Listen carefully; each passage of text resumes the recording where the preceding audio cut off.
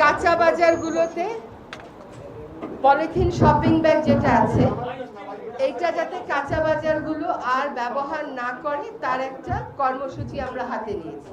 এটা নতুন করে নিষেধ করার কিছু নেই, এটা আগে থেকেই নিষেধ করা আছে, 2002 সালের আইন থেকে নিষেধ করা আছে।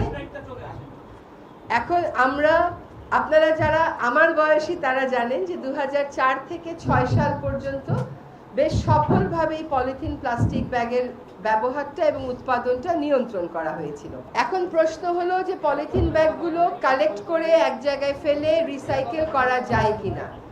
যায়, কিন্তু সেটা আসলে সন্তোষজনক কিছু না, কারণ পলিথিন ব্যাগ থেকে বা পলিথিনের অন্যান্য সামগ্রী থেকে মানুষের রক্তে, মানুষের ব্রেইনে, মানুষের লিভারে, মায়ের প্লাসেন্টায় এখন পলিথিনের অস্তিত্ব পাওয়া যাচ্ছে।